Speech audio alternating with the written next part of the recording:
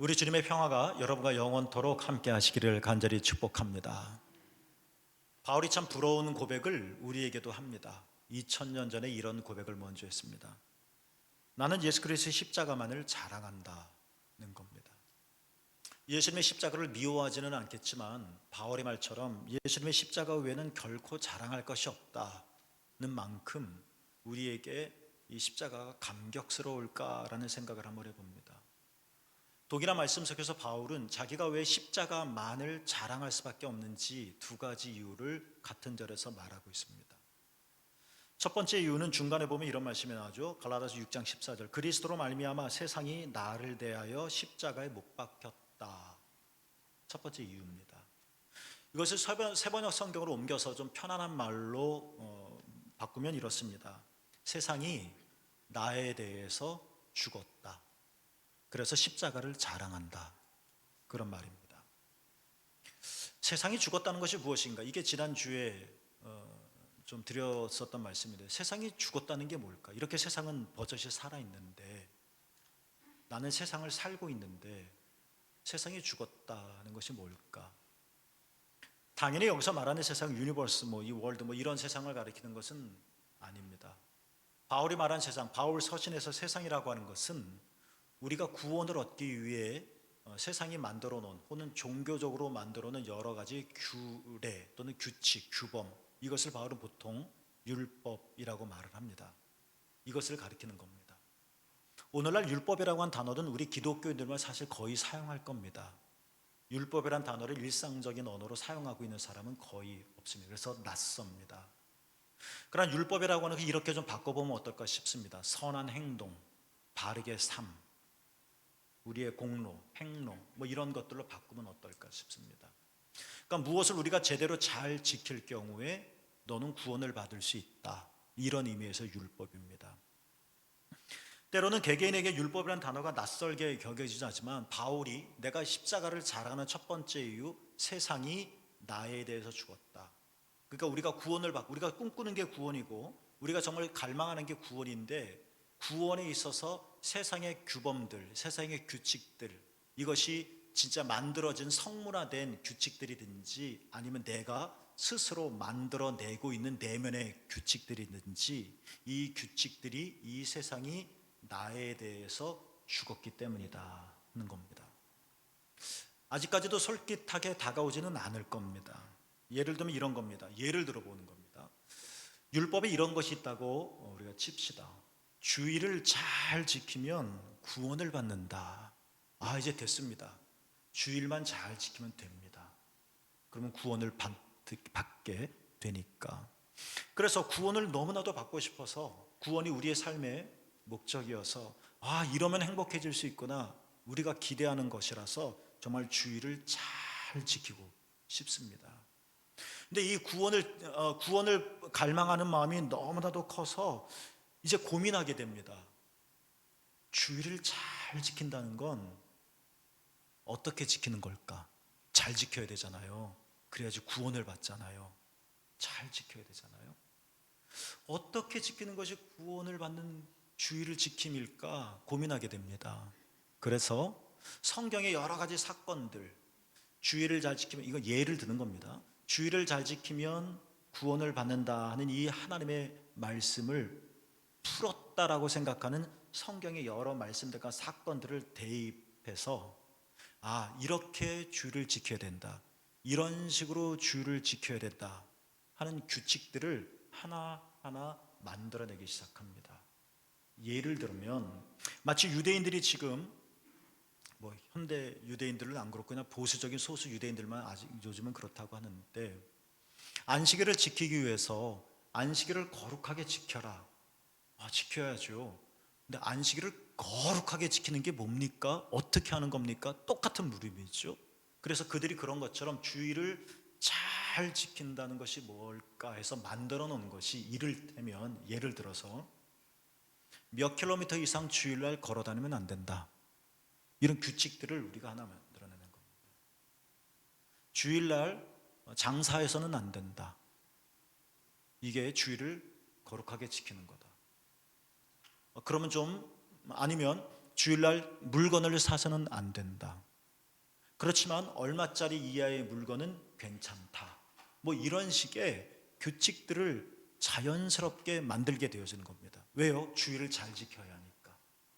내 마음대로 지키면 안 되니까. 규칙을 따라 지켜야 되니까. 그래서 이런 것들을 굉장히 하나하나 많이 만들어내는 겁니다. 그런데 문제는 뭐냐면 바울이 결국 바울 서신에서 이런 이야기를 반복하고 있는 건데요. 주의를 너무나도 잘 지키고 싶어서 그래야지 구원을 받을 수 있으니까 규칙들을 하나하나 만들어내는데, 그리고 이것들을 열심히 지키는데 근데 계속 불안한 겁니다. 정말 이 정도만 해도 내가 주의를 잘 지키는 걸까? 내가 만들어진 규칙들을 지금 최선을 다해 지키고 있는데 하나님이 이 정도의 수준을 보고 너 잘 지켰다라고 말씀하고 계시는 걸까?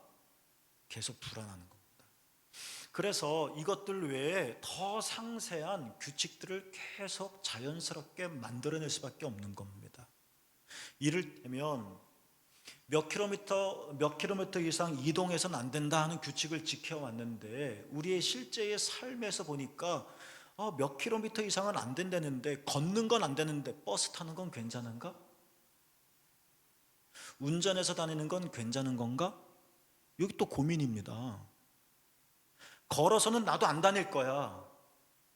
그런데 버스 운전을 해서 몇 킬로 가는 거는 괜찮은 건가? 안 괜찮은 건가? 이게 또 불안해 만드는 겁니다. 그래서 된다 또는 안 된다 하는 규칙을 또 만드는 겁니다. 또 유대인들을 예를 들면 유대인들은 안식일 날 스위치도 켜지 않습니다. 만지지 않습니다. 이것도 일이라고 생각해서. 그럼 우리도 그걸 그대로 그냥 응용을 하면, 그럼 스위치를 만지는 거는 안 되는데 켜진 불을 보는 건 괜찮은 건가?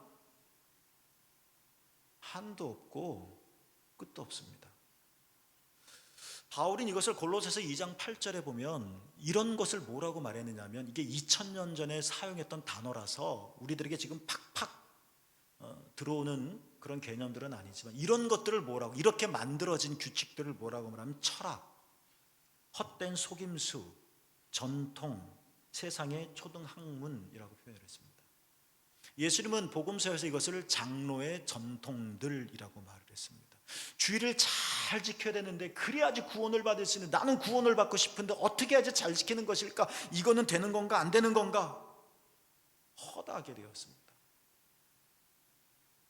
자, 그러니까 문제는 뭐냐? 이렇게 사회적으로 또는 종교적으로 만들어낸 규칙들, 새로 생성되어진 규칙들도 있지만, 또 더 심각한 문제는 뭐냐면 내가 내 안에서 만들어 놓은 법칙들이 있습니다.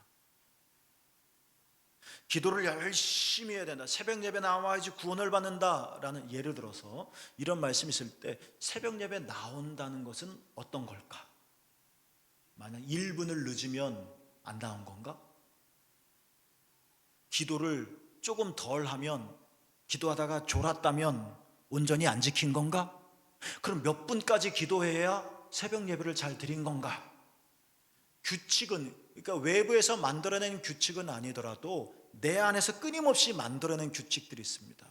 그리고 나는 규칙대로, 종교적인 규칙대로 했는데 내가 여전히 불편해, 내가 아직도 불안해, 내가 정성을 다했나? 진짜 전심으로 기도했나? 이러다 보면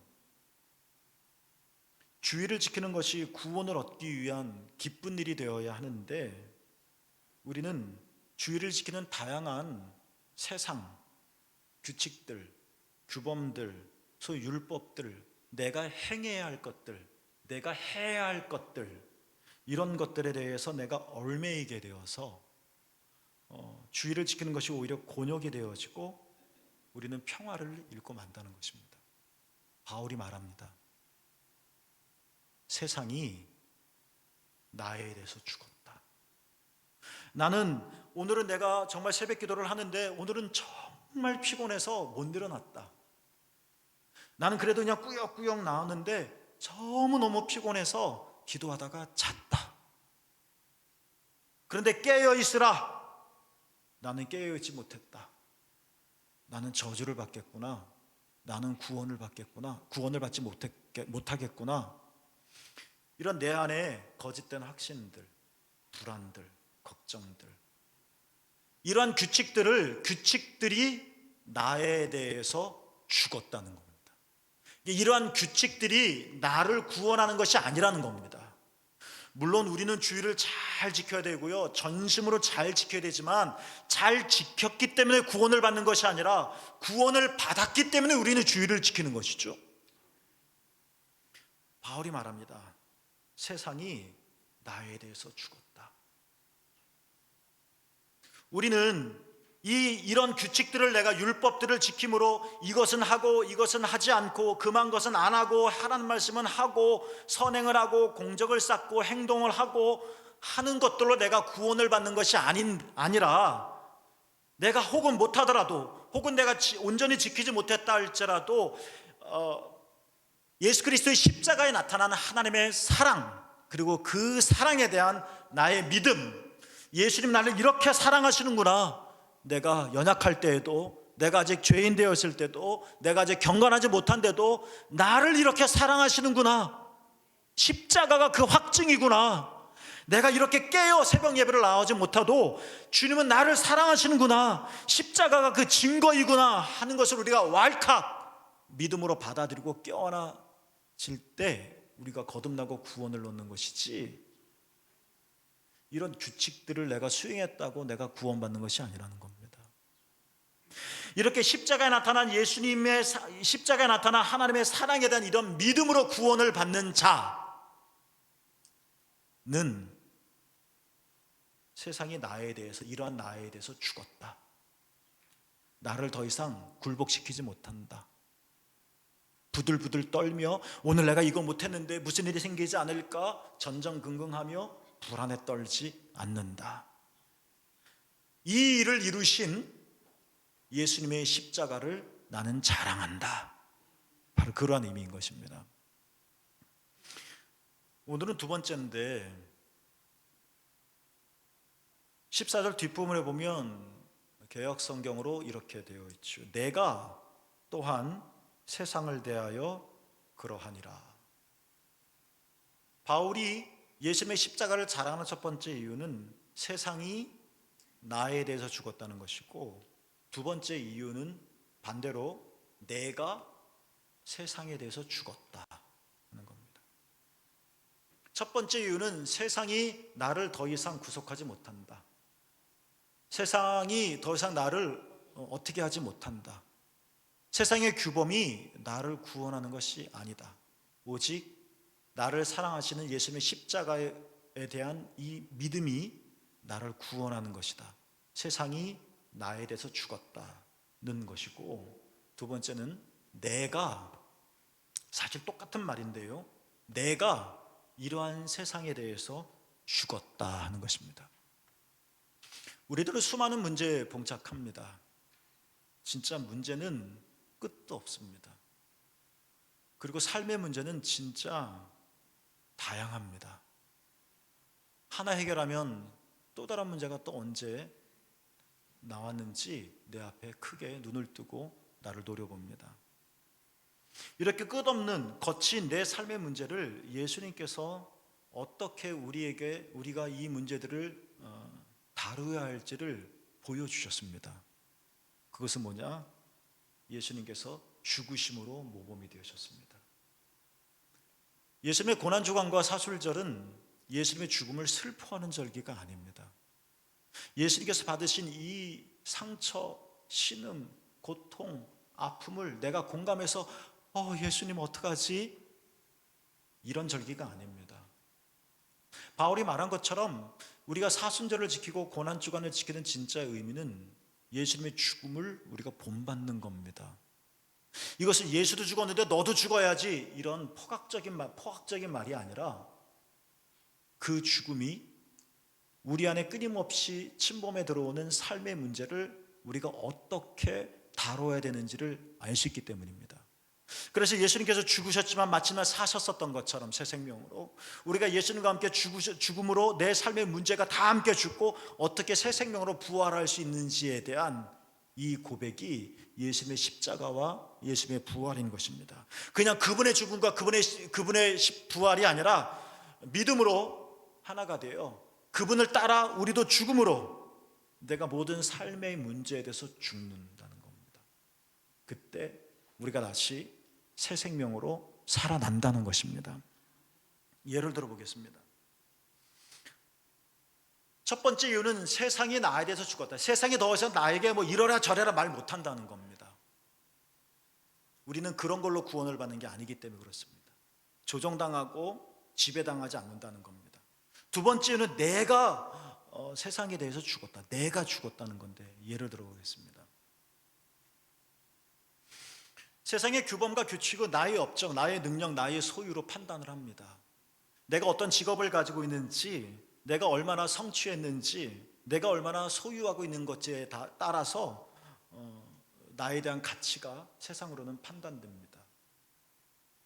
그래서 우리는 아니다, 그런 게 아니다라고 말을 하지만, 그러나 사실 이게 세상의 문화이고 이게 세상의 규칙이기 때문에 우리는 이 부분에 대해서 아니다, 아닌 척하지만 사실 굉장히 민감합니다. 저도 그렇습니다.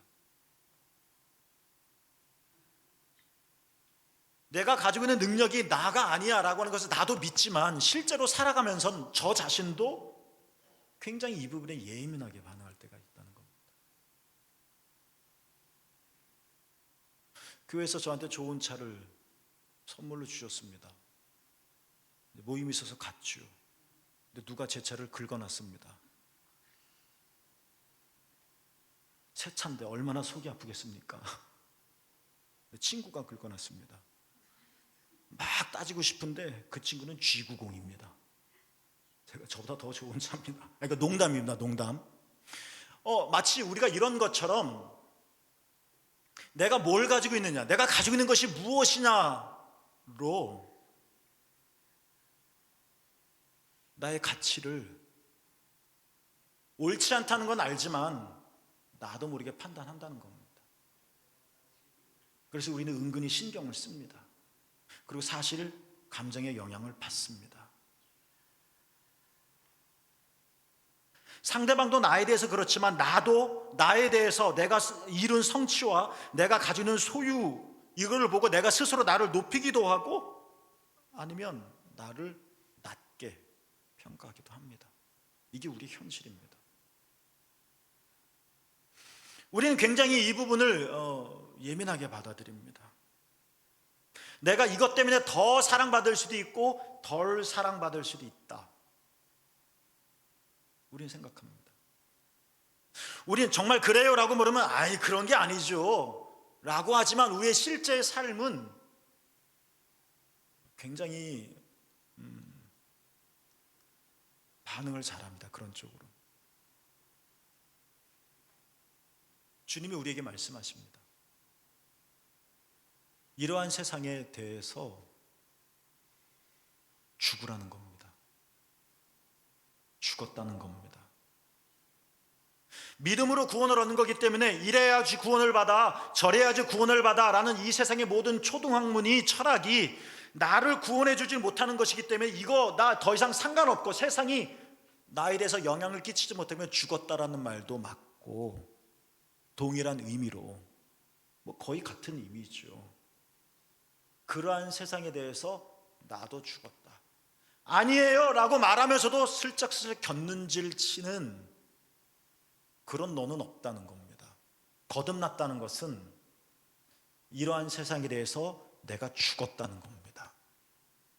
그냥 죽어 너가 그렇게 살면 힘드니까 죽어 이런 윤리적인 명령이 아니라 내가 가지고 있는 가치와 내가 재산과 내 학업과 내 성취에 따라서 내가 구원을 받고 또는 구원을 받지 못하고 나에 대한 타인의 말과 평가가 나를 업시키거나 다운시키거나 이런 게 아니라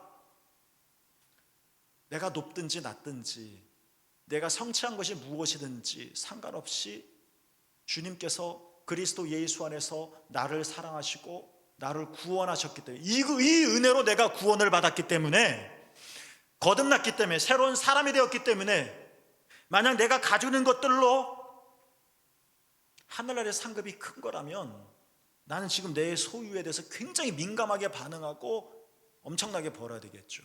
그러나 그런 것이 아니니까 사람들이 그렇게 말하는 거고 이 세상의 문화가 그렇게 만들어내는 것이지 진짜 나는 그런 모습이 아니고,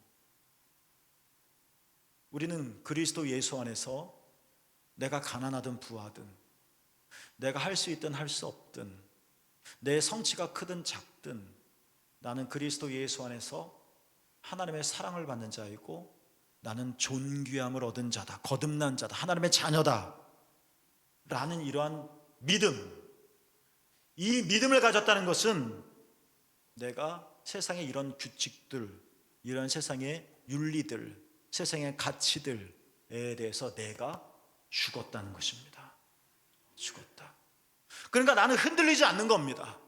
그러니까 나는 부끄러워하지 않는 겁니다. 그러니까 나는 괴로워하지 않는 겁니다. 나는 갈라디아서 5장 1절에서 바울이 말한 것처럼 자유로운 겁니다. 누가 뭐라 그래도 나는 자유로운 겁니다. 왜냐하면 나는 그거에 대해서 죽었으니까. 왜냐하면 그 말이 나를 구원하는 것이 아니니까. 나는 평화로운 겁니다. 그래서 십자가가 자랑된다는 것입니다. 여러분, 이런 삶이 진짜 부럽지 않습니까? 저도 사람의 말에 으윽했다가 또 사람의 말에 푹 가라앉고, 저도 그런 삶을 살지 않았으면 진짜 좋겠습니다. 일이 잘 되면 스스로 우쭐하다가 일이 안 되면 그냥 침울해지고, 저도 그렇게 살고 싶지 않습니다. 유유히 강물이 흐르듯 저도 늘 평화롭게 살고 싶습니다. 감정에 따라 움직이지 않고 상황에 따라 저질러지지 않는 내 평화의 삶을 살고 싶다는 겁니다. 세상이 나에 대해서 죽었듯이 나도 세상에 대해서 죽었다. 이게 우리라는 것입니다.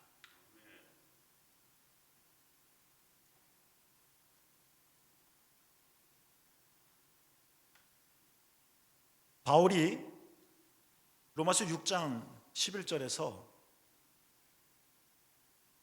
여길지어다라는 단어를 사용합니다. 번역본에서는 여길지어다가 한 번 나오지만 의미적으로는 두 번 나옵니다. 첫 번째 여길지어다는 이겁니다. 너희 자신을 죄에 대하여 죽은 자로 여길지어다. 너희는 죽었다는 겁니다. 너희는 이미 죽은 자라는 겁니다. 거듭났다는 것은 죽었다라는 것입니다. 내가 못난 자식이기 때문에 죽은 것이 아니라 이 세상에 대해서 나는 죽었다는 겁니다. 나를 구원하는 분은 오직 예수 그리스도의 십자가이기 때문에 그것 외를 향하여서 나는 죽었다는 겁니다. 나는 반응하지 않는다는 겁니다. 영향받지 않는다는 겁니다.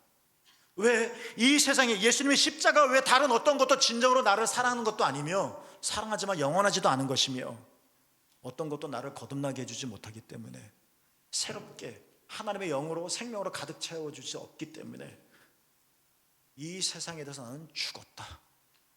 이게 거듭났다는 거라는 겁니다. 거듭난 자로 여길지어다. 그러면서 똑같이 로마서 6장 11절에서 바울이 말하기를, 그런데 불구하고 우리 거듭났음에 불구하고 우리 안에 악한 본성이 스멀스멀 살아나서 계속 우리를 두렵게 만듭니다. 그래서 바울이 말합니다. 두 번째 여길지어다. 그리스도 예수 안에서 하나님께 대하여는 살아있는 자로 여길지어다. 나는 세상에는 죽었지만 하나님께 대하여는 살아있는 자다. 이게 나라는 겁니다. 이게 여러분이라는 겁니다. 여러분, 우리는 얼마나 스스로 우쭐하기도 하며 스스로 무너지기를 반복합니까? 우리는 얼마나 세평에 쉽게 흔들립니까? 우리가 사람들의 말에 귀를 기울이며 우리 애를 다시 잘 교정하는 것은 매우 필요한 일이기는 하겠지만, 그것이 내 인생을 책임져 주지는 못한다는 겁니다. 사람들의 말이 진짜, 사람들이 말하는 나는 진짜 나가 아니라는 겁니다. 오직 주님의 은혜만이 내 안에 들어오고, 오직 주님의 십자가만이 나를 구원합니다. 그것밖에 없습니다. 그분이 나를 사랑하십니다. 그러니 사람들이 나를 떠난지랄지라도 그분의 사랑을 내가 확연하게 바라볼 수 있다면 떠나는 거에 대해서 우리는 흔들리지 않습니다. 예수님이 나를 끔찍하게 귀하게 여기신다는 이 십자가의 모습을 우리가 마음속에 깊이 새기고 있다면 내가 가난하다는 것에 대해서 부끄러워하지 않습니다. 하나님은 내가 부하든 그렇지 않든 나를 사랑하시고 나를 붙드시고 나를 인정하시기 때문에 그렇습니다. 이 일을 이루신 곳이 십자가의 구원입니다. 그래서 십자가를 자랑한다는 것입니다. 스물개 여러분, 그래서 바울이 똑같이 말한 것처럼 로마서 5장 11절에 말하는 것처럼 예수 그리스도로 말미암아 하나님 안에서 즐거워할지어다. 여러분, 주님만이 우리를 구원하십니다. 세상이 나에 대해서 죽었습니다. 거듭난 것은 이겁니다. 또한 나도 세상에 대해서 죽었습니다. 주님이 만들어 놓으신 평화로운 길, 그 은혜의 길 안에서 즐거워하실 수 있게 되기를 주님의 이름으로 축복합니다.